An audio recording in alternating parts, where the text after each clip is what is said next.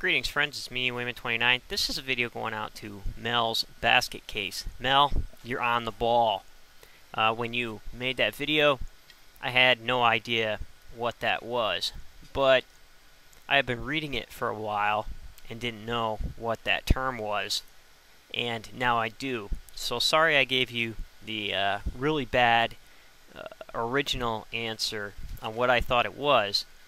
I looked into it, and I do have a couple books, and this term, I have no idea how to say it. Preterism is amazing, simply because this is what it does. This is what it does. It takes the charismatic element, the militant element, and the extremist element out of prophecy, which is why evangelicals and Protestantism have a big problem with this, and I think it was done intentionally to kind of calm the seas of fanaticism, which is amazing.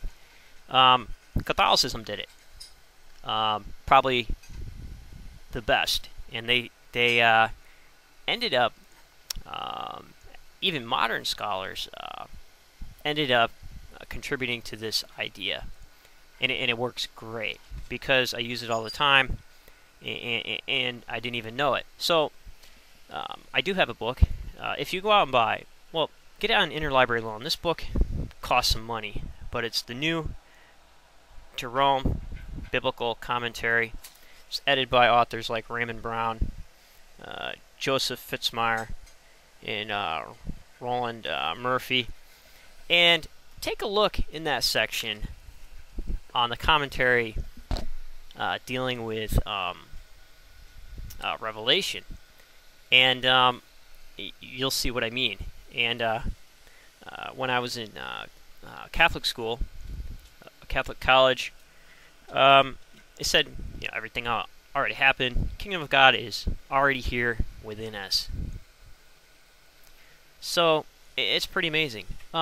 Also, you might want to look into something about the role of the prophets, because modern day ideas of prophets are not what the ancients thought of them. A really good book on that, which may help clarify, is Abraham Herschel, his book, The Prophets. He was part of the American Civil Rights Movement, and he studied at the Jewish Theological Seminary. Very good author. And also, an older book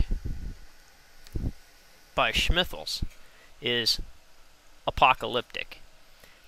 This was that book that I was looking for when I mentioned that I couldn't find a secular scholar. I had this book sitting right on my shelf.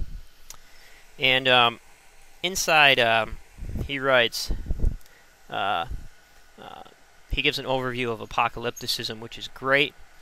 The thought world of apocalyptic, the essence of apocalyptic, the history and study of apocalyptic, apocalyptic in the Old Testament, apocalyptic in Nos, the origin of apocalypticism, religio-historical connections, the origin of apocalyptic movement in Judaism, apocalyptic movement in Christianity, Messiah and Son of Man, apocalyptic literature, and the historical effects of apocalyptic and apocalypticism. So that's another great book. So if you can get the new Jerome commentary, they lay it all out, and they connect most of the stuff to right around the Temple period and what was happening in Rome, and also they connect the text of Daniel that way to what was happening in the events of Maccabees 1 and 2, where they've seen that text as happening.